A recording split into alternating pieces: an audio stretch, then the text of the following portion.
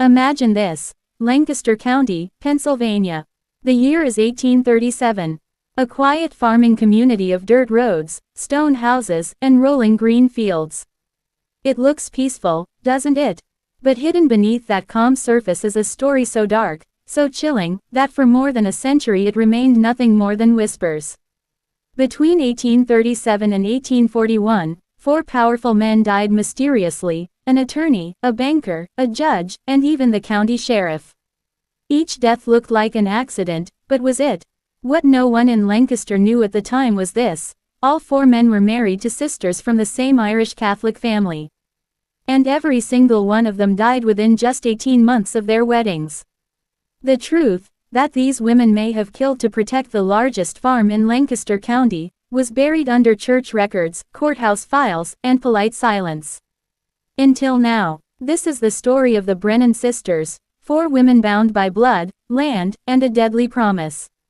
The farm that started it all. Let's go back to the summer of 1836. The Brennan family owned one of the richest pieces of farmland in Pennsylvania, 847 acres of fertile soil, bordered by Mill Creek to the north and the Lancaster Pike to the south. It was so big, so productive, that neighbors joked it could feed half the county through winter. The farm was the life's work of Patrick Brennan, an Irish immigrant from County Cork. He had arrived in America with nothing but strong hands, determination, and a burning hatred of English landlords who had stolen his family's land back home. For 37 years, Patrick worked the Lancaster soil. By the time he was in his 60s, he had built an empire: a stone farmhouse that rivaled the grandest homes in Philadelphia, barns that could shelter 200 cattle, and grain silos that could outlast the harshest winters. But Patrick had one problem. Maybe the only problem he couldn't fix. He had no sons. A law that could destroy everything. Pennsylvania inheritance laws in the 1830s were brutal for families like the Brennans. When a man died, the law said his land had to be divided equally among his children. That might sound fair, but for a farm, it was a death sentence. Divide it once, it becomes weak. Divide it 4 times, and it becomes worthless scraps. Patrick Brennan knew this, and he warned his daughters again and again: land is your blood, your future, your very soul. Lose the land, and you lose everything. When Patrick died in October of 1836, his daughters, Bridget, 28, Catherine, 26, Margaret, 24, and Sarah, 21, faced a terrifying truth. If they followed the law, their father's life's work would be torn apart. And so, in the dark kitchen of the stone farmhouse, lit only by candles, the Brennan sisters made a pact that would change Lancaster County forever. The sisters' oath. The sisters were not ordinary farm women. Bridget, the eldest, was the brains. She hid her sharp intelligence behind a soft smile, but she could outthink most bankers. She had secretly been running the farm's books since her father's eyesight began to fail. Catherine was the reader of people. She could sense weakness like a wolf senses blood. Margaret was the beauty, with angelic looks that masked a ruthless mind. And Sarah, the youngest, had the charm. With her sweet voice and innocent face, she could play whatever role was needed: child, temptress, victim. Together, they formed something dangerous. On one November night, as frost clung to the farmhouse windows, they sat around the kitchen fire. "We stay together," Bridget declared. "Whatever it takes, we stay together. And we keep the farm whole." "The law says otherwise," Margaret whispered. "The law," Catherine replied, "can be influenced." It was Sarah, the youngest, who spoke the words. That sealed their fate. Men die, sisters, husbands die, and widows inherit everything. The sisters looked at each other in silence. And in that silence, a plan was born. The first marriage. Their plan began with Bridget. In September of 1837, she married Thomas Hennessy, the most prominent attorney in Lancaster County. He was in his early 40s, Irish Catholic, wealthy, and respected. A widower with no children, perfect. Their wedding was one of the grandest Lancaster had ever seen. By marrying Hennessy, Bridget not only secured her future but also convinced him to help restructure the farm into a family trust. On paper, the farm could remain whole, tied to the sisters, not broken into useless pieces. But Hennessy soon realized he had stepped into something he didn't fully understand. The cracks appear. After the wedding, Hennessy expected a normal married life. Instead, he found himself sharing the stone farmhouse with all three of Bridget's sisters. When he suggested privacy, Bridget's reply was cold. "My sisters are my blood, Thomas.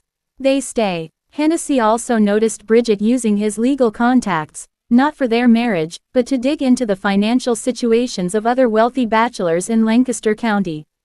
When he confronted her, she simply smiled and said she was thinking about her sisters' futures. But in truth, Bridget was thinking about something far darker. The morning of March 15, 1838, 6 months after the wedding, Hennessy received an offer to buy a law practice in Philadelphia. It would be a huge step up in his career, but it meant leaving Lancaster County. At breakfast, he told Bridget the news. Her spoon froze over her porridge. "We're not leaving," she said flatly. "Bridget, this is our future. Philadelphia, our future is here. This land, this farm, my sisters. We don't leave, we don't separate, ever." Later that morning, Hennessy mounted his horse to ride into town. A heavy fog blanketed the fields. Neighbors would later swear they heard raised voices from the farmhouse before he left. By 9:30, his horse came galloping back, alone. The animal was sweating and terrified. Hours later, they found Thomas Hennessy's body beside the main road, half a mile from the farm. His neck was broken. The official story, a tragic fall from his horse. But in Lancaster County, whispers began. Because the Brennan sisters looked far too calm for a grieving family. And this was only the beginning. That was the first death. But it would not be the last. Because the Brennan sisters had made a promise, and 4 powerful men would pay the price. To be continued in part 2. Right finger, would you like me to keep writing part 2 in the same style, about 1,000 words covering the second marriage and death, the banker in Mill Creek? The Brennan Sisters, the Farm of Death. Part 2, the banker in the ice. Musical note: low, suspenseful music builds. When Thomas Hennessy, Lancaster County's most respected lawyer, was found dead on a foggy March morning, the official story was simple: a tragic fall from his horse. But the whispers in Lancaster told a different tale. Hennessy was an experienced rider. The road was familiar. The horse returned wild with fear, too shaken for what should have been a common accident. And then there was Bridget. The grieving widow who wept at the funeral also moved quickly to secure her husband's will, protect his assets, and make sure the Brennan family farm stayed whole. Her sisters hovered close at her side, not like mourners, but like guardians of a secret. Within weeks, Lancaster would watch as the second Brennan sister prepared to marry. And this time, the man chosen was even wealthier, even more powerful. But like Hennessy before him, his marriage would last. Barely long enough for the ink on the wedding registry to dry. This is the story of Hamilton Crawford, the banker who thought he saw the truth, until the ice of Mill Creek swallowed him whole. The courtship of Catherine Brennan. The spring after Hennessy's death, Catherine Brennan began attending social gatherings again. She was tall, poised, and intelligent, and many in Lancaster whispered she might make the perfect match for a man of standing. Her gaze soon fell on Hamilton Crawford, the county's most powerful banker. Crawford was in his late 30s. A practical man, a widower who had buried his first wife 3 years earlier. His bank held mortgages on half the farms in Lancaster County, and his personal fortune rivaled that of the richest Philadelphia merchants. To most, he seemed untouchable. But to Catherine, he was vulnerable. She approached him first in his bank office, using the excuse of sorting out the Brennan family's finances after Hennessy's death. What began as business soon turned personal. One Tuesday afternoon, Catherine leaned close and confided, "I worry about my sisters. Bridget is still mourning, but Margaret and Sarah, they are so young, so unprotected. A woman alone in this world faces so many dangers." Her voice carried the perfect note of fear and devotion. For a man who had no siblings and had long wondered what it meant to have a family bound by loyalty, Catherine's words struck deeply. By summer, Crawford was transformed from lonely widower to besotted suitor. Their engagement was announced in August 1838. The wedding took place in October, almost exactly 1 year after Patrick Brennan's funeral, and just 7 months after Hennessy's accident. Once again, a wealthy man moved into the stone farmhouse. Once again, the Brennan sisters remained together. The banker's instincts. But Hamilton Crawford was not like Thomas Hennessy. He was methodical, cautious, a man trained to see patterns in numbers, debts, and accounts. And soon, he began noticing patterns in the Brennan household. Within weeks of the wedding, Crawford started keeping a private journal. Open book November 3, 1838. Catherine insists on maintaining separate accounts for each sister's inheritance. She says it is temporary until they all marry. Yet Margaret shows no interest in suitors, despite her beauty. Sarah turns away men who call, beginning to suspect they never intend to marry at all. Open book November 18. Bridget visited the bank. Her knowledge of property values and inheritance laws exceeds that of most businessmen. She asked about widows' rights in cases of intestate death. Claimed curiosity. Felt calculated. Open book December 1. Overheard Catherine and Margaret whispering about maintaining unity and protecting the legacy. When they noticed me, they changed the subject to Christmas. Open book December 15. Catherine is cold, mechanical. When I mentioned starting a family, she said simply, "The 4 of us are family enough." A dangerous pattern. As the winter deepened, Crawford's suspicions only grew stronger. He noticed that Judge Cornelius Whitman, Lancaster County's circuit judge, had begun paying regular visits to the farmhouse. Whitman, a widower in his 50s, was not only wealthy but also the very man who would oversee any legal challenges to the Brennan property. It was too neat, too convenient. Crawford was a banker, not a fool. He knew when debts didn't add up. And here, everything pointed to a conspiracy. But he made a fatal mistake. He thought that seeing the pattern was enough to protect him. He believed his knowledge would shield him. He was wrong. The winter of 1839. By February, Lancaster County was gripped by one of the coldest winters anyone could remember. The Mill Creek, which bordered the Brennan property, froze solid, a rare sight. Farmers joke that even a wagon could cross it. On the morning of February 8, 1839, Hamilton Crawford set out for his usual walk along the farm's northern boundary. He often inspected the fences, checked for wandering cattle, or simply cleared his thoughts in the biting air. That evening, a neighbor searching for a lost cow spotted something lodged against a fallen log downstream. It was Crawford's body. The banker in the ice. The coroner ruled it an accident. Crawford had apparently tried to cross the creek on the frozen surface. The ice gave way. He plunged into the black water below. The current dragged him nearly a quarter mile before pinning him against a log. His cause of death: drowning, complicated by freezing exposure. On paper, it was tragedy. In reality, it was exactly what the Brennan sisters needed. Catherine played her part flawlessly. Dressed in mourning black, she accepted condolences with soft tears and trembling hands. But those closest to the family whispered that her grief looked more like relief.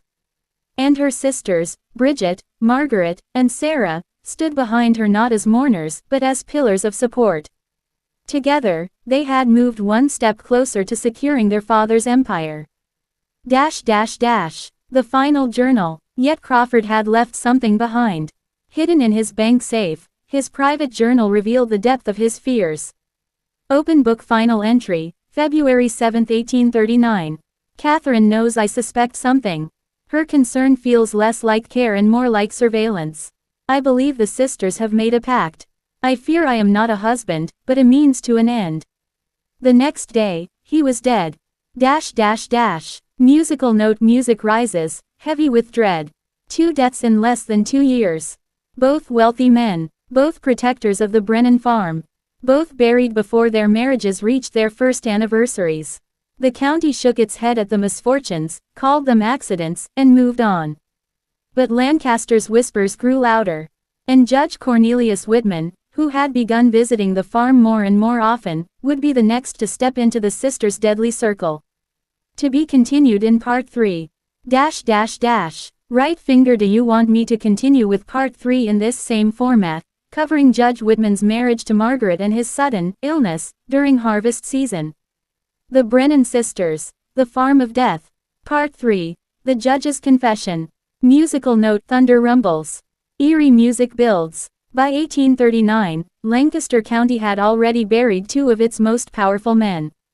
First, Attorney Thomas Hennessy, thrown from his horse on a foggy morning. Then, banker Hamilton Crawford, swallowed by the frozen waters of Mill Creek. Both deaths were ruled accidents. Both widows wore black and shed tears. Both families moved quickly to secure the Brennan farm. But behind the stone walls of that farmhouse, something darker was unfolding. And when the third Brennan sister, Margaret, set her sights on Judge Cornelius Whitman, Lancaster County began whispering in earnest. 3 sisters widowed. 3 wealthy men gone. Surely this was more than coincidence. The courtship of a judge. Judge Cornelius Whitman was no ordinary man. At 53, he commanded respect in courtrooms from Philadelphia to Pittsburgh. His rulings shaped property disputes, business contracts, even inheritance law, the very issues that kept the Brennan family's empire intact. Whitman was also a widower. His wife had died 5 years earlier, his children grown and scattered. For all his prestige, he lived in quiet loneliness. And into that loneliness stepped Margaret Brennan. She was beautiful, soft-spoken, and appeared innocent of worldly affairs. She came to his courtroom in March of 1839, asking for guidance on her late father's estate. "I don't understand these inheritance complications, Your Honor," she said, her blue eyes wide with confusion. "My sisters and I only want to honor our father's wishes. But the law, it feels like it destroys families instead of protecting them." For a man who had spent decades watching families torn apart by greed, Margaret's plea struck a chord. Here, at last, was a woman who valued loyalty above ambition. Or so it seemed. The slow seduction. Margaret did not pursue Whitman the way Bridget had charmed Hennessy or Catherine had soothed Crawford. She was patient, subtle. She never asked for meetings, she let Whitman offer them. She never confessed her feelings, she let him confess his. She played the role of a grateful young woman, a daughter seeking guidance, never a schemer chasing power.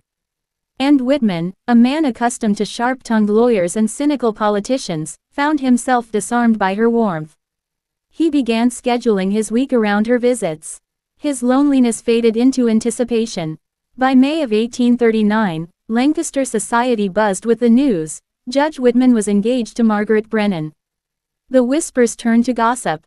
3 sisters, 3 wealthy husbands, all dead within months of marriage. Now a judge. Coincidence? Or a pattern too dangerous to speak aloud? Life in the farmhouse. The wedding, held in July, was smaller than the earlier Brennan ceremonies. Respect for recent tragedies, and unease at the sisters' growing reputation, kept the crowds away. Whitman moved into the farmhouse during the week, though he kept his town residence for court sessions. At first, all seemed well. Margaret filled his life with laughter, charm, and attentiveness. But soon, Whitman began to notice things. Small things. Dangerous things. He began keeping notes. Open book, August 10, 1839. Margaret insists on knowing my schedule. Claims it's for meals and social events, but her questions feel more like surveillance. Open book, August 25. Heard Bridget and Catherine whispering about the final arrangement. When I entered, they changed the subject. Margaret seemed frightened. Open book, September 2. Caught Margaret examining my will. She claimed she was confused by legal terms. But her questions were far too specific. She knows more law than she pretends. The confrontation. By late September, Whitman's suspicions were impossible to ignore. On September 15, he confronted Margaret directly. "I know what your sisters have done," he told her, his voice firm with years on the bench.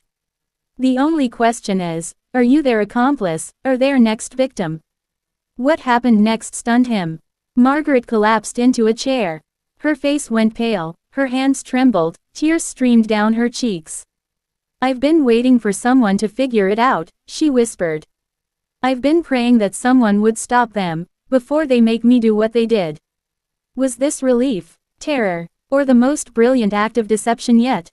The confession. According to Margaret, the conspiracy had begun the night of Patrick Brennan's funeral, when Bridget declared that the sisters would never separate, no matter the law. Bridget's plan was simple, and terrifying. 4 sisters, 4 marriages, 4 convenient deaths, accidents no one would question, inheritances no one could challenge. Margaret revealed details only an insider could know.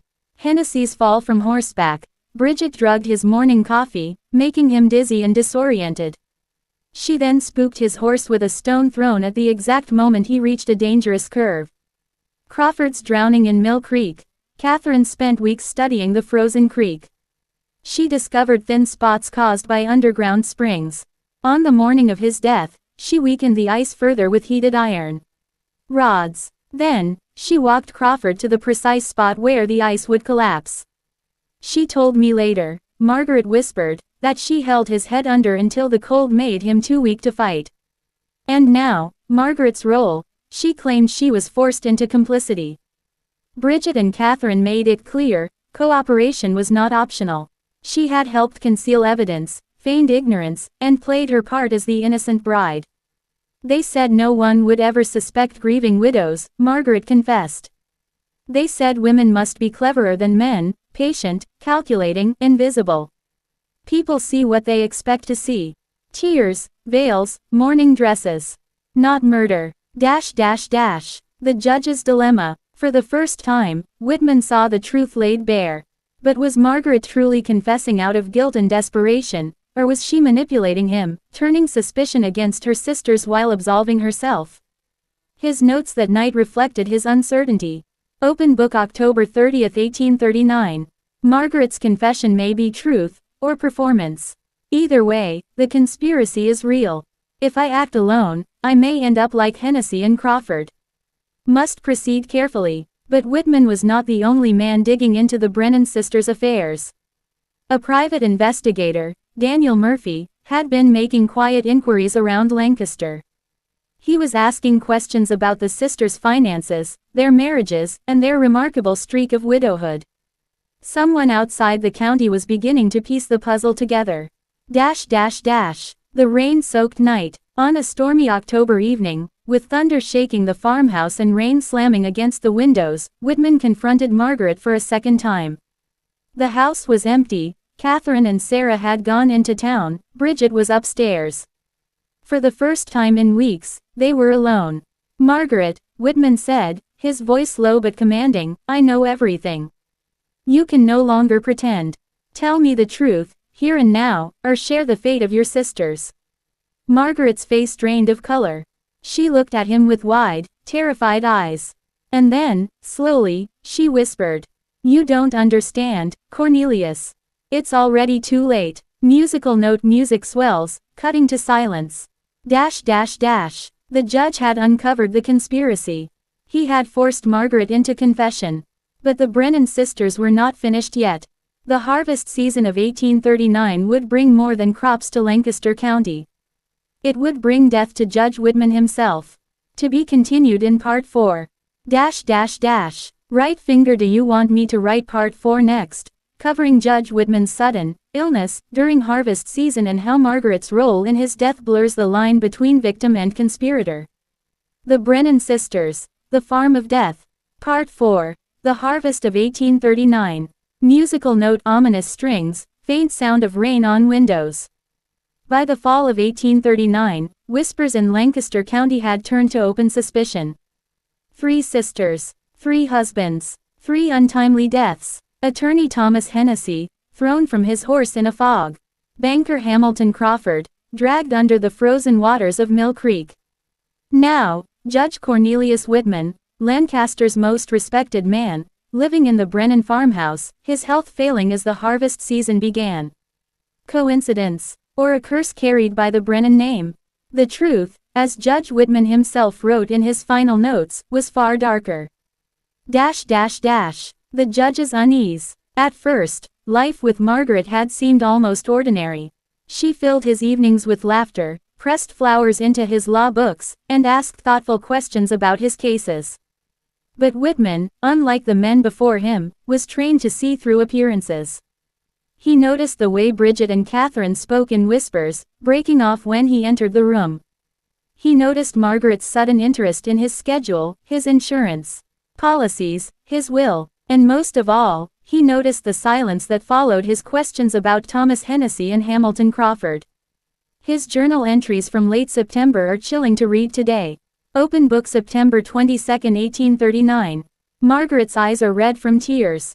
She swears she is innocent, a victim of her sister's designs. But if that were true, why does she continue living under their rule?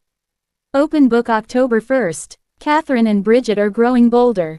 I overheard the words, final arrangement.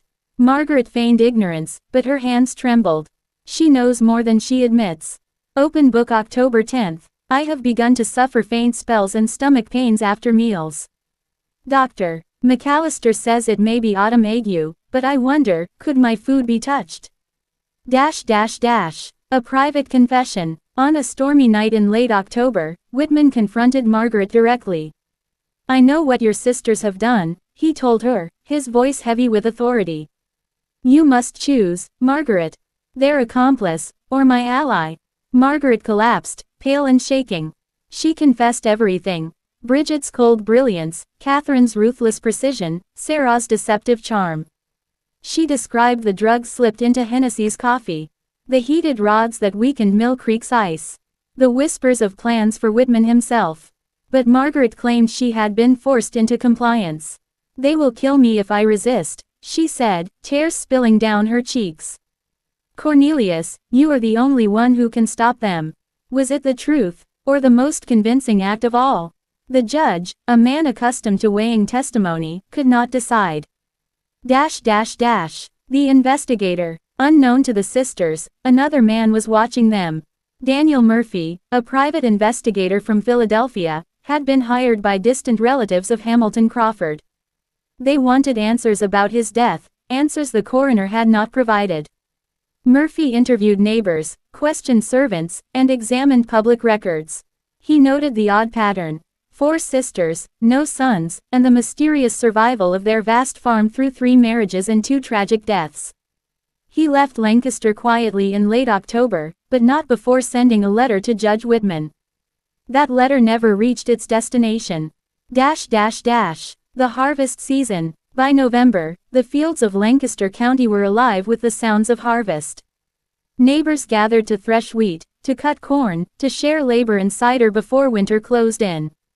Whitman insisted on working alongside the farmhands, though he was not a man used to manual labor.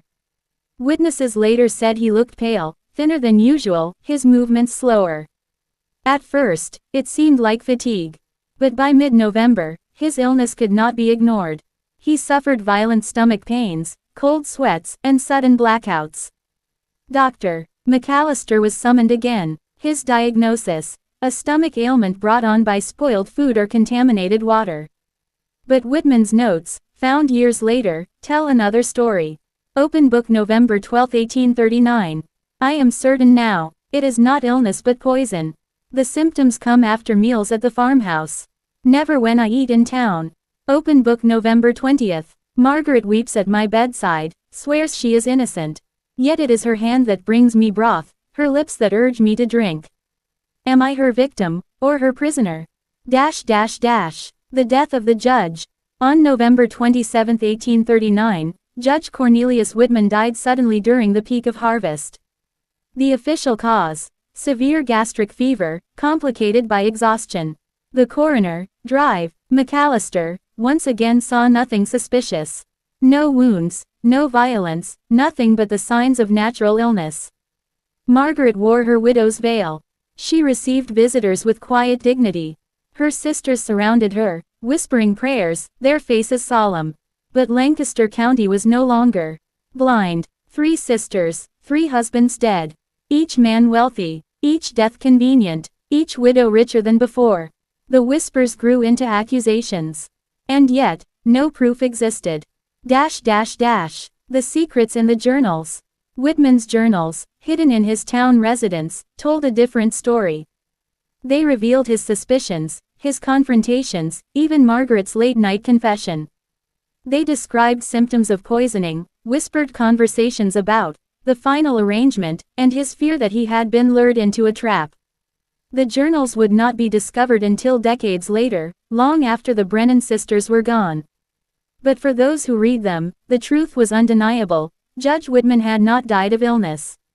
He had been harvested, like the crops in his final season, by the women he trusted.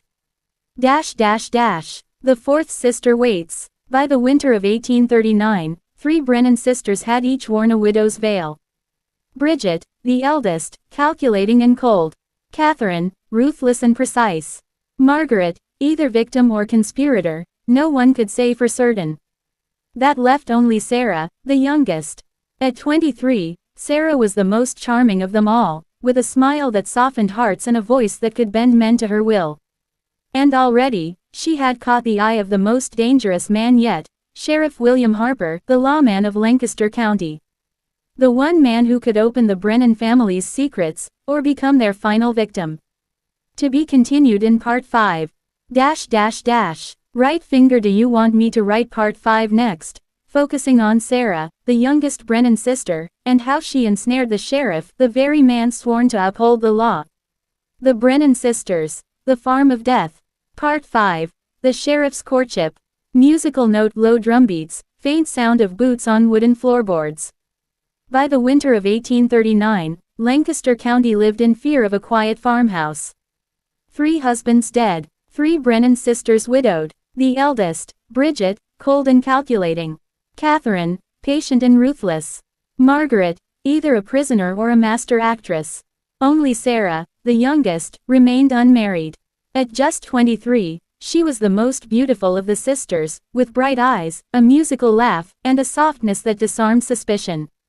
But behind that charm was a predator's patience. And her chosen prey was the most dangerous man in Lancaster County, Sheriff William Harper. The sheriff, William Harper, was no ordinary suitor. A veteran of the War of 1812, he had earned a reputation for courage and stubborn honesty. He kept order in Lancaster County with a firm hand and a reputation for fairness. Tall, broad-shouldered, with a scar running across his jaw, Harper was a man people trusted. He carried himself like someone who had looked death in the eye and lived.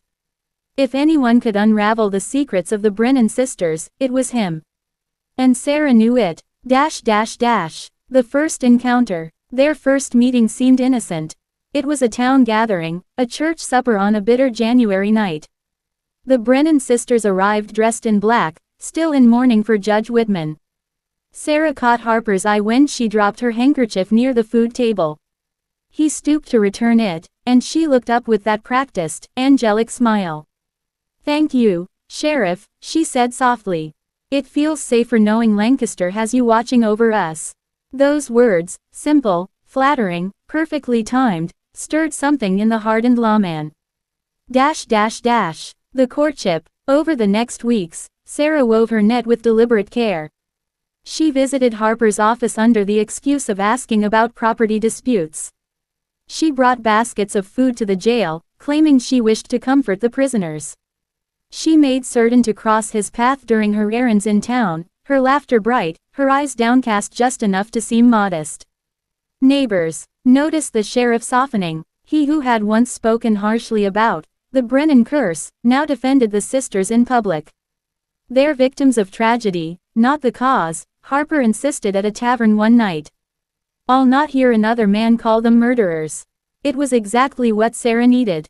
The doubts. But Harper was not a fool. For all his attraction, his instincts whispered warnings. He read the coroner's reports again and again. He visited Mill Creek, staring at the place where Crawford had drowned. He rode the foggy road where Hennessy had fallen. And he spoke to men who had once worked the Brennan farm, men who claimed to hear whispers in the night, to see strange lights in the parlor, to hear the sisters chanting prayers not taught in any church. One farmer told him, "Sheriff, that house eats men alive. Don't let the pretty one fool you." Harper wrote these warnings down in a private notebook. But when Sarah visited, smiling and gentle, those doubts melted like frost in the morning sun. The sisters' approval. Unlike Margaret's union with Judge Whitman, Sarah's pursuit of Harper was openly supported by her sisters. Bridget called the sheriff a man of honor. Catherine said he was the protector we need. Margaret, pale and quiet, merely nodded. For the first time, the Brennan sisters seemed united in celebration rather than secrecy. The truth was more sinister. They knew Harper was dangerous. Bringing him close, tying him to their family, was safer than leaving him outside, asking questions. A dangerous gift. In March 1840, Sarah presented Harper with a gift. It was a silver pocket watch, engraved with his initials. She pressed it into his hand during a visit to the farmhouse, her eyes shining. "So you'll always think of me when time grows heavy," she whispered. Harper felt a chill at her words. Later, when he opened the watch, he found a lock of hair inside, Sarah's hair, tied with black ribbon. It was both intimate and unsettling, as though she had claimed him as hers. That night, Harper wrote in his notebook, "Open book, her beauty blinds me, yet I fear it is a veil. God help me, I think I love her, but I may be walking into my grave." The engagement. By April, the announcement came. Sarah Brennan and Sheriff William Harper were engaged to be married. The county buzzed with gossip. Some called it foolish, others claimed it was proof the sisters were innocent. After all, what murderer would tie herself to the very law of Lancaster County? But there were darker whispers too. "If even the sheriff falls," one farmer muttered, "then no man is safe." Harper's plan. What no one knew was that Harper had devised a secret plan. He would play along with the courtship, earn the sisters' trust, and gather enough evidence to expose them. He copied Whitman's coroner reports, tracked the family's inheritance papers, and sent letters to contacts in Philadelphia, men like Daniel Murphy, the investigator who had vanished months earlier. Harper believed he could outwit the Brennan sisters. That he could step into the farmhouse and emerge alive. But he underestimated Sarah. The Spring Festival. The turning point came at the Lancaster Spring Festival, May 1840. Sarah and Harper walked through the fairgrounds arm in arm. She introduced him to friends and neighbors, her face glowing with joy. To the crowd, they looked like any other courting couple. But one witness, years later, recalled something chilling.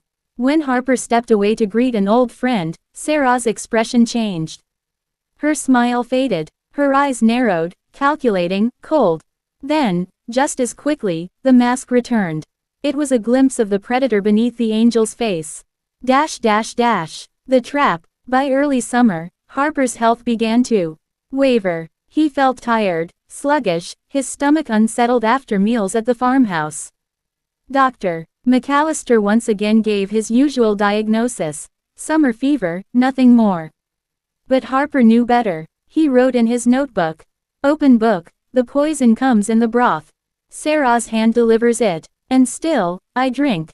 He was trapped between love and suspicion, between the woman who charmed him and the evidence that damned her. And all the while, Sarah tightened the net.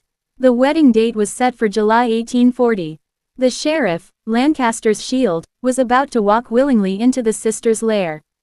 To be continued in Part 6.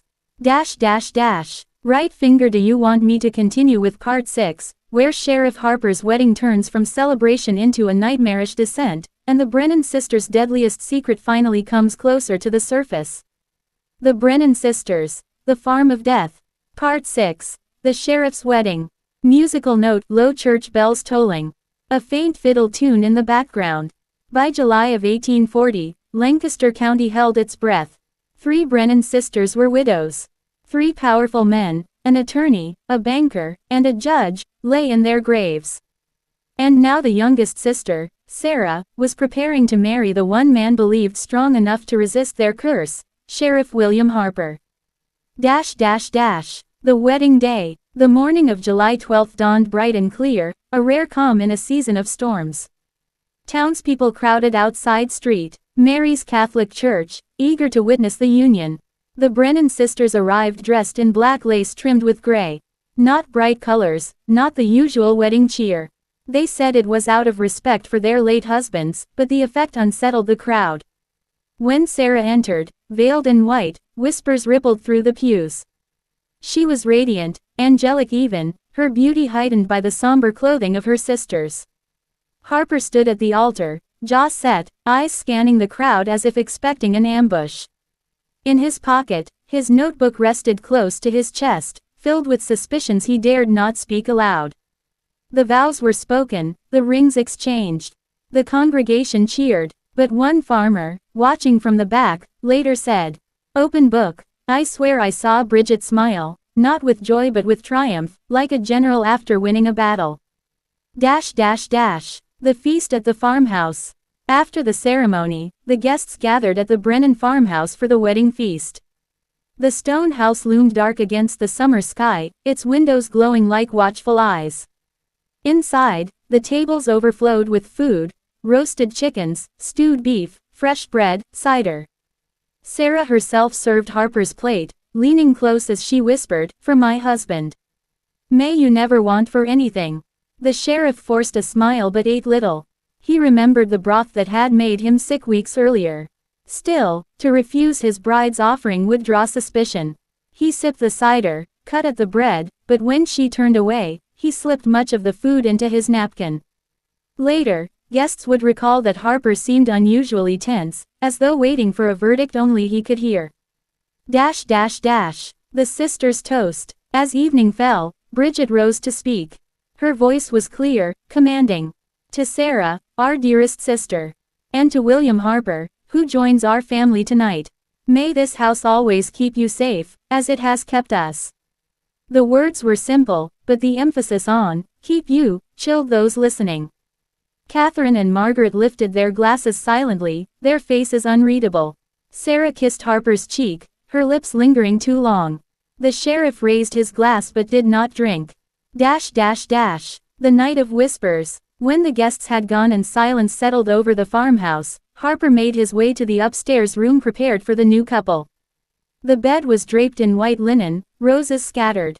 Across the quilt, Sarah brushed her hair by candlelight, humming a soft Irish lullaby. Harper wrote a quick line in his notebook before slipping it beneath his pillow. "Open book, if I do not wake, know this, my death is no accident." Then Sarah joined him in bed, her hand resting lightly on his chest. "You are ours now," she whispered. "Forever." Harper lay awake long after she slept, listening. From the hall, faint voices rose, the murmurs of Bridget and Catherine. Words half hidden, but one phrase repeated again and again. "The land must remain whole." The sheriff's investigation. In the weeks following the wedding, Harper doubled his efforts. By day, he acted the devoted husband. By night, he searched. He found hidden ledgers in Bridget's desk, recording not just farm profits but detailed notes on each sister's late husband, his wealth, his habits, his weaknesses. He discovered a locked drawer containing packets of herbs, powders, and small glass vials. He even uncovered Margaret's private letters, in which she begged a priest for guidance, claiming she was bound by blood to a vow she could not escape. Piece by piece, Harper gathered the evidence. But he dared not move against them yet. He knew one misstep could end his life. Sarah's grip. Sarah sensed his distance. "Why do you watch me so closely?" she asked one night, her head resting on his shoulder. Harper forced a laugh. "Because I've never seen such beauty up close." But Sarah was not fooled. Her eyes, wide and innocent by day, grew sharp and knowing in the dark. "You're not the first man to doubt us," she whispered. "But you'll be the last." Harper's blood ran cold. Was it a threat, or merely a test? He could not tell. The sheriff's decline. By late August, Harper's health worsened. His hands trembled, his vision blurred, his appetite vanished. Dr. McAllister prescribed tonics, chalking it up to summer fever again. But Harper knew better. The poison was slower now, subtler. He began hiding meals, feeding scraps to the farm dogs instead of eating. But the weakness grew. In his notebook he wrote, "Open book, the poison is not just in the food. It is in the air, the water, the very walls of this house." The warning. One stormy night, Harper confronted Margaret in the parlor. She sat alone, staring into the fire. "Margaret," he said, his voice low, "if you know what your sisters have done, you must help me." Tears welled in her eyes. She shook her head violently. "They'll kill me too," she whispered. "Don't you see? None of us escape. Not even you." Her words confirmed his worst fears. The farmhouse was not a home. It was a prison, and the jailers were his own bride and her sisters. The ominous sign. The final sign came in September, just weeks after the wedding.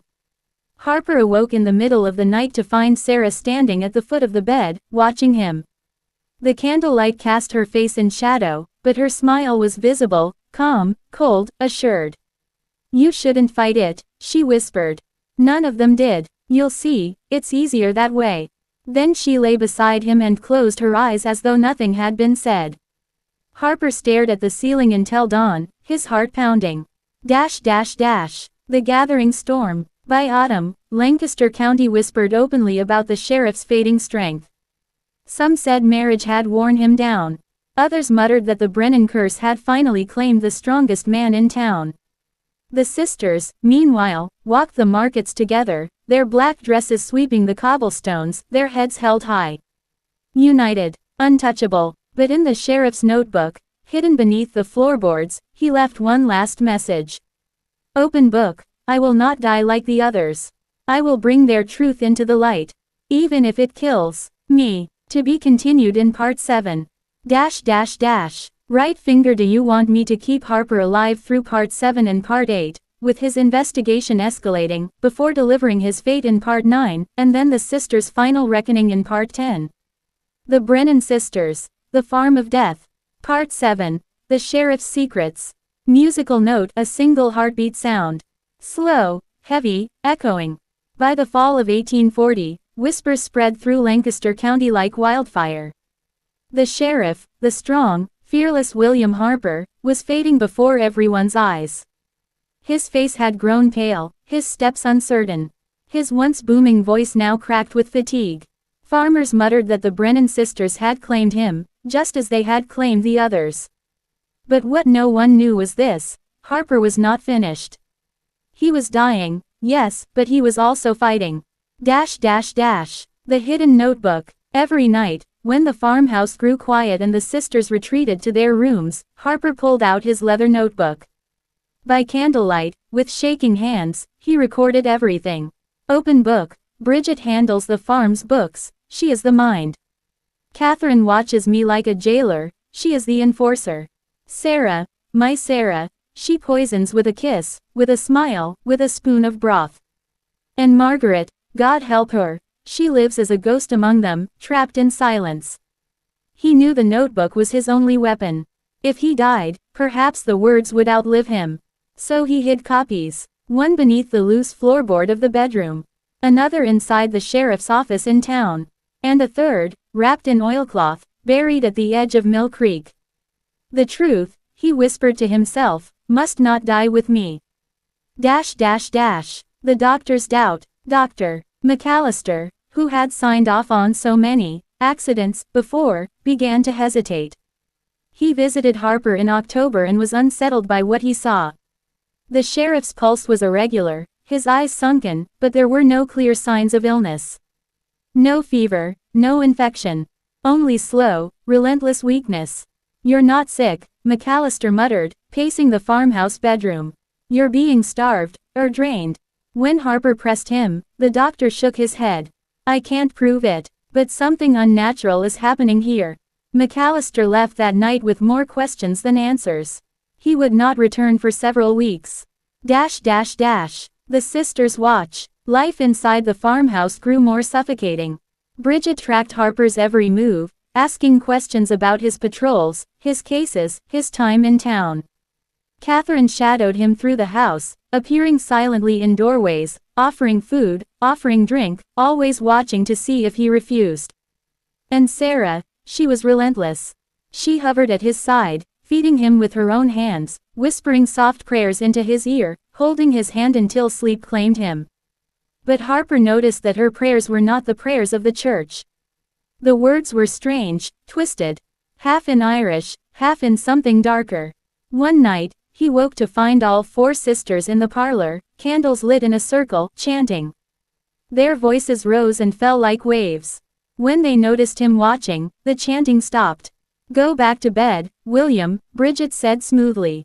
"You need your strength." The town's suspicions. In town, people began to question why the sheriff no longer patrolled as before.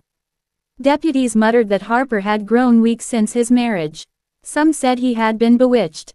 Others whispered that the Brennan sisters fed not just on men's fortunes but on their very souls.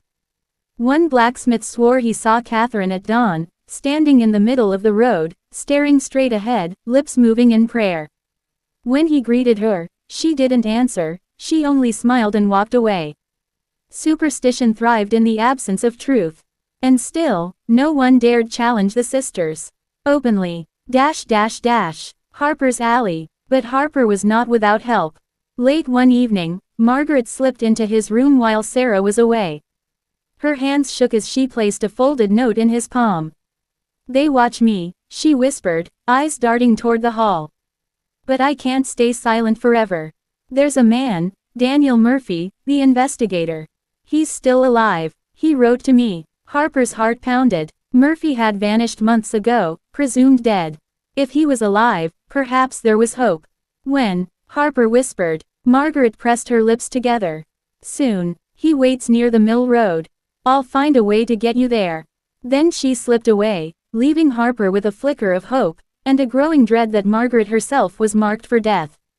The night ride. 2 weeks later, under the cover of a harvest moon, Margaret kept her word. While Bridget and Catherine argued in the cellar over grain storage, she stole the stable keys and led Harper's horse from its stall. "Ride to the mill road," she urged. "He'll be waiting near the old oak." Harper, weak but determined, climbed into the saddle. His body ached, but adrenaline carried him forward. The night was silent except for the horse's hooves striking the dirt. At the edge of Mill Creek, under the gnarled oak, a figure emerged. Daniel Murphy. Thin, travel-worn, but very much alive. The investigator's revelation. Murphy wasted no time. "I've traced it all," he said, thrusting a bundle of papers into Harper's hands. "Your wife and her sisters, this isn't just about inheritance. It's ritual, old country ritual, the kind that binds blood to land." Harper frowned. "Explain." Murphy's voice dropped. "In Ireland, some families made vows, dark vows, that the land would never be divided, never lost. But it required sacrifice. The lives of outsiders, bound to the bloodline. Your wife's husbands weren't accidents, Sheriff. They were offerings." The words froze Harper's blood. "Offerings." Murphy pressed the papers harder into his hands. "It's all here, patterns, dates, the timing of deaths. If you expose this, the county will turn on them. But you must move fast. If they sense betrayal." The sound of hoofs interrupted him. From the shadows, Bridget and Catherine emerged on horseback, lanterns swinging. Their faces were pale masks of fury. Margaret's betrayal had not gone unnoticed. The chase. "William." Bridget's voice rang cold and sharp. "Come home. Now." Harper spurred his horse forward. Murphy followed, the sisters close behind. The chase tore across the moonlit fields, hoofs pounding, lanterns flashing like ghost lights. Catherine shouted prayers in Irish, her voice carrying across the fields like a curse. The horses stumbled, as if weakened by her words. Harper pushed harder, but his strength failed. His vision blurred, his hands slipped on the reins. Murphy pulled beside him, shouting, "Hold on, Sheriff. Just a little further." Behind them, Bridget's voice rose. "The land must remain whole." The escape. At the bridge crossing Mill Creek, Murphy leapt from his horse and slashed the ropes. The planks collapsed, crashing into the water below. Harper and Murphy barely made it across before the bridge gave way. The sisters reined their horses to a halt, their lanterns glowing like fiery eyes across the water. Sarah appeared beside them, her white dress glowing in the moonlight. She raised her hand in silence. Her voice carried across the creek, sweet and deadly. "You can run, William. But the land will always call you back." The The sheriff's resolve. Murphy dragged Harper into the woods, out of sight. "You're dying," the investigator said grimly. "They've poisoned you too deep. But you've still got time to strike back. We can bring this to light. William, we can stop them." Harper clutched his notebook to his chest, teeth clenched. "I'll not die their sacrifice," he rasped. "I'll end this, or I'll burn with them trying." To be continued in Part 8. Right finger, do you want me to make Part 8 the beginning of the sheriff's counterattack, where he and Murphy gather allies and prepare to confront the sisters directly, while Sarah uses her charm to tighten the trap one final time? The Brennan Sisters. The Farm of Death. Part 8. The Counterattack. Musical note: low drumbeats, like distant thunder. A crow caws in the background. By winter of 1840, the Brennan farmhouse stood like a fortress against the whispers of the county. The widows' fortune was intact. Their beauty still disarmed strangers. Their charm still silenced neighbors. But something had changed. The sisters knew the sheriff lived. Worse, they knew he had allies. And the land itself seemed restless. The hidden refuge. Sheriff William Harper and investigator Daniel Murphy hid in an abandoned smokehouse near Mill Creek. The sheriff's body was failing. His skin was gray, his hands trembled, and some nights his breath came so shallow Murphy thought he would not wake at all. But his mind burned with fury. Each night he dictated to Murphy, weaving together the evidence, the coroner's reports, witness statements, the strange changes in the sisters' finances, the patterns of death. And always, he repeated one phrase. The land must remain whole. The land must remain whole. It was what Bridget had cried during the chase. It was the key. The judge's letters. Murphy had found something even more damning, hidden letters written by Judge Whitman before his death. The judge had suspected the sisters too. He had even accused Margaret directly. But in the final letter, written the day before he died, Whitman confessed something chilling. Open book. I fear my wife more than her sisters. For while they are brazen in their schemes, Margaret weeps, pleads, and presents herself as innocent. Yet I see calculation in her tears. She may be the cleverest of them all. Harper read the words again and again, his heart heavy. Had Margaret truly betrayed him when she helped him escape? Or had she only maneuvered him into playing his part in their ritual? The sisters' rituals. Meanwhile, strange things were happening around Lancaster. Livestock were found dead in fields with no wounds, their bodies drained of warmth as if winter itself had claimed them overnight. Children spoke of hearing women's voices singing in the woods at night, low and sweet, luring them toward the farmhouse. And on the frozen surface of Mill Creek, farmers found carved symbols in the ice, circles and crosses, strange markings no one recognized. "They're binding the land," Murphy said grimly when he examined them. "Every death feeds their power. Every ritual ties the soil tighter to their blood." The sisters were no longer hiding their work. They were preparing for something larger. A secret meeting. Harper and Murphy realized they needed allies. On a bitter January night, they summoned two men to the smokehouse drive. McAllister and Reverend John Everhart, the stern pastor of St. James Church. The doctor arrived first, lantern in hand, his eyes haunted. "I should have spoken sooner," he admitted. "I signed too many papers. Called too many murders, accidents. But no more." The Reverend followed, his Bible clutched tight. "I have heard the children's songs in the night," he said gravely. "They call it witchcraft. I call it sin. Either way, it must end."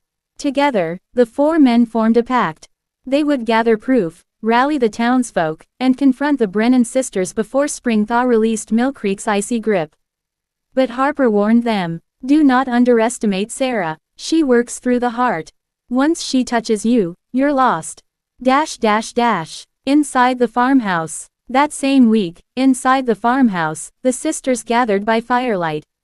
Bridget spread coins and deeds across the table, speaking in a tone of command. "The sheriff lives. And worse, he has spread doubt among the men of town. We must act before their courage grows." Catherine slammed her hand on the table. "Let me finish it. One cut of the blade, and Harper will trouble us no more." But Bridget shook her head. "No, the ritual demands patience." His death must serve the land. Then Sarah, with her soft smile, whispered, "He is already mine. He dreams of me even as he plots. When he dies, it will be by my hand, in my bed, and he will go to the grave loving me still." Margaret sat apart from them, silent, her face pale. Bridget turned sharply. "And you, sister, where is your loyalty?" Margaret's eyes flicked toward the window, where snowflakes drifted against the glass. "I am loyal," she whispered.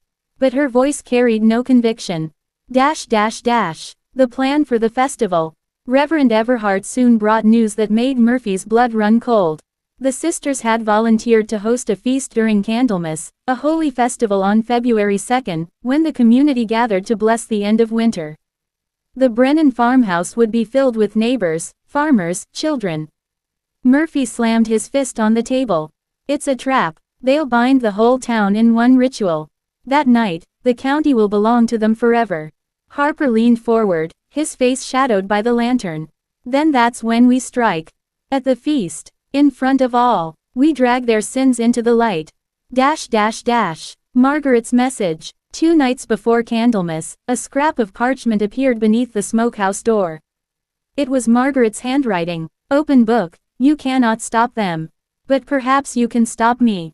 On the night of the feast, watch the upper window. I will give a sign." The men stared at the note in silence. "Is she ally or enemy?" McAllister asked. Harper closed his eyes. He still remembered Margaret's trembling hands the night she freed him. He also remembered Whitman's words, warning that her tears were an act. "She is both," Harper finally said. "And that makes her the most dangerous of them all." The Candlemas feast. On February 2nd, snow blanketed the fields, and the Brennan farmhouse glowed with candlelight. Neighbors filled the parlor, laughter and music drowning the whispers of dread. Bridget charmed the elders with talk of crops. Catherine poured drinks and clapped children on the shoulder. Sarah sang, her voice so sweet it brought tears to the eyes of hardened men. Only Margaret stood apart, pale and quiet, her eyes often drifting toward the window. Outside, hidden in the tree line, Harper, Murphy, McAllister, and Reverend Everhart watched. Each man carried not only weapons but symbols of faith, Bibles, crosses, holy water. "Tonight," Harper whispered, his breath misting in the cold, "the mask falls." Musical note drums quicken. A rising, pulsing beat. And then, a flicker. From the upper window, Margaret raised a single candle. The signal. The moment before. Inside, the sisters' laughter died down. Bridget lifted her glass. "To the land," she intoned. Catherine echoed. "To the blood." Sarah smiled, her blue eyes shining. "To the bond that can never be broken." And outside, Harper tightened his grip on his revolver, his hand trembling. "God help us all," he whispered. To be continued in Part 9. Right finger, do you want me to make Part 9 the explosive confrontation at the Candlemas feast, where the truth of the Brennan sisters' rituals is finally revealed in front of the whole town? The Brennan sisters. The Farm of Death. Part 9. The Feast of Shadows.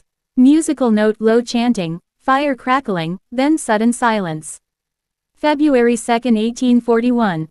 Candlemas. Snow buried the fields. The Brennan farmhouse glowed like a beacon in the frozen night, every window alive with flickering light.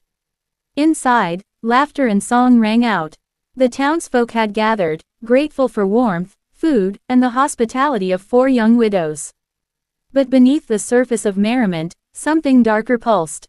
Sheriff William Harper, pale and trembling, crouched in the shadows outside with Daniel Murphy, Drive, McAllister, and Reverend Everhart.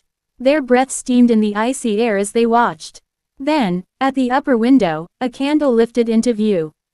Margaret's signal. The time had come. The sisters' toast. Inside the parlor, Bridget raised her glass. Her dark eyes glowed in the firelight. "To the land," she intoned. Catherine echoed, "To the blood." And Sarah, her smile angelic, whispered, "To the bond that can never be broken." The crowd laughed and clinked glasses, thinking it a harmless family blessing. Only Margaret remained still, her hand trembling around her untouched wine. Her gaze slid to the window, to the shadows beyond. The men enter. The farmhouse doors burst open. Sheriff Harper strode in, his revolver gleaming, Murphy at his side with a hunting rifle. Reverend Everhart carried a great brass cross, and Dr. McAllister clutched a satchel of medical tools and holy water. Neighbors. Harper's voice cut through the music. This gathering is no feast, it is a snare. These women are not victims of tragedy. They are its cause. Look to the graves of their husbands for proof. Gasps rippled through the crowd. Farmers set down their mugs. Mothers pulled children close. Bridget did not flinch. Her lips curved into a slow, knowing smile. Dash dash dash. The sisters unmasked. Accusations, Bridget said coolly. From a half-dead sheriff and a wandering peddler of lies. Catherine stepped forward, her gaze like steel. You come into our home, on a holy night, and insult our family. You will answer for it. But Sarah only laughed, soft and musical. Poor William, still chasing shadows, even as his heart belongs to me. She placed a hand over her chest. Tell them, Sheriff, tell them how you dreamed of me. Harper's face blanched. Murmurs spread among the crowd. Was it true? Had the sheriff fallen under her spell? Margaret suddenly spoke, her voice sharp as breaking glass. Enough. She turned to the townsfolk. He speaks truth. My sisters. But Bridget's hand clamped on her arm, silencing her. Dash dash dash. The first strike. Reverend Everhart raised his cross high. By God Almighty, I cast you out. He thundered. The candles flickered. The hearth roared as if struck by wind. Bridget hissed, her voice low and serpentine. Do not speak his name in this house. The floorboards groaned. Several townsfolk shrieked as cracks split across the parlor floor, black lines racing like veins through the wood. McAllister flung holy water, droplets sizzling as they struck the sisters. Catherine staggered back with a cry, smoke curling from her skin. Proof. McAllister shouted. You see it with your own eyes. Panic swept the room. Dash dash dash. The town turns. Farmers grabbed pitchforks and axes from the walls. Mothers pushed children toward the door. But Bridget raised both arms, her voice carrying over the chaos. Stay. We are your daughters, your kin, your blood. These men seek to divide us, to steal what is ours. For a moment, the crowd hesitated. Their faces showed doubt. Was she right? Then Harper shouted, 3 husbands dead. Each death feeding their power. Will you stand idle until they claim your sons as well? The room erupted in cries. Half the townsfolk surged toward the door. The other half raised their tools and weapons, ready to fight. The farmhouse had become a battlefield. Dash dash dash. Margaret's choice. Amid the uproar, Margaret tore free of Bridget's grasp. No more, she cried. I will not watch another man die for your schemes. She ran to Harper's side, clutching his arm. You were right. From the beginning, you were right. Help me end this. Bridget's face twisted with fury. Traitor, she spat. Blood betrays blood. Catherine's hand closed around a kitchen knife. Sarah's eyes gleamed like blue ice. And the sisters advanced. Dash dash dash. The battle in the parlor. The fight was chaos. Harper fired his revolver, the shot exploding in the cramped room. The bullet struck Catherine's shoulder, spinning her back against the wall. She screamed, but instead of blood, black smoke poured from the wound. Reverend Everhart swung his cross like a weapon, the brass ringing as it struck Sarah's face. She shrieked, stumbling, but her laughter soon returned, wild and terrible. Bridget hurled a candlestick with inhuman strength, shattering the doctor's lantern. Flames licked across the rug, smoke filling the air. Murphy raised his rifle, but Bridget was on him in a heartbeat, her nails raking his cheek, her voice hissing in his ear, You'll feed the soil tonight. Margaret seized a fallen poker from the hearth and swung it at her sister. The iron struck Bridget's side, and for the first time, the leader of the Brennans faltered. Dash dash dash. The fire spreads. The parlor filled with smoke as the fire spread across curtains and floorboards. Townsfolk fled screaming into the night. But the sisters fought on. Catherine, her wound leaking smoke, crawled toward Harper. One kiss, husband, she hissed, her eyes blazing. One kiss and it ends. Sarah danced through the flames, her laughter turning to shrieks as Everhart splashed her with holy water. Her beauty twisted, her face a mask of rage. And Bridget, burned but unbroken, clawed toward Margaret, her voice rising above the roar of fire. You cannot escape us. Blood binds us. The land is ours. Dash dash dash. The collapse. With a terrible crack, the farmhouse beams gave way. Flames roared upward, the roof caving in. Harper, coughing and half-blind, dragged Margaret toward the door. Murphy stumbled after, blood streaking his face. Everhart stood firm, his cross raised high as the fire consumed him, chanting until his voice vanished in smoke. The last thing Harper saw as he staggered into the snow was the sisters, Bridget, Catherine, and Sarah, standing together in the inferno, their faces lit by flame, their voices rising in a single, unholy cry. And then the roof crashed down. Dash dash dash. Aftermath in the snow. Outside, the townsfolk gathered, watching the farmhouse burn.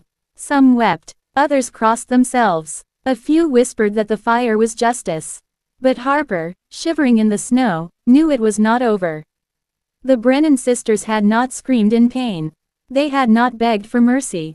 They had sung, and as the farmhouse collapsed into embers, the sheriff whispered to Murphy.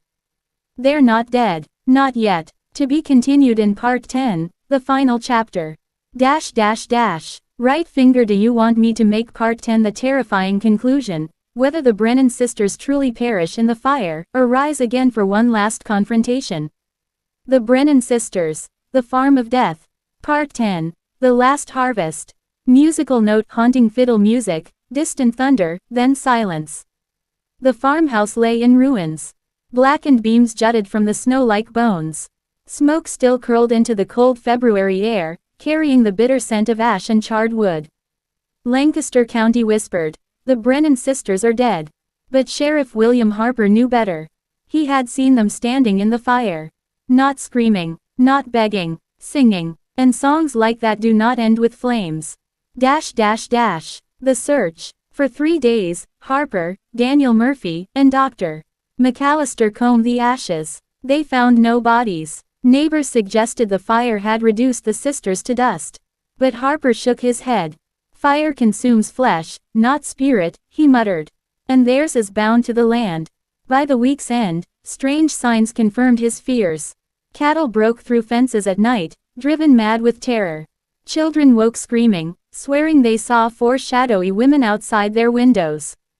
And on the scorched remains of the farmhouse walls, someone, or something, had carved a single word. Together. Dash dash dash. The sheriff's resolve. Harper knew the truth. The Brennan sisters had not perished. They had simply shed one skin for another. They'll rise again, he told Murphy. Maybe not in flesh. Maybe not in faces we'll know. But their hunger will return. Murphy shuddered. Then how do we stop what we can't even see?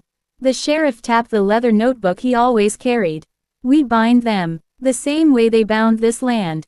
Blood and earth. Dash dash dash. The last witness. In March of 1841, a farmhand named Samuel Keller staggered into Lancaster town half-frozen, muttering of voices in the fields.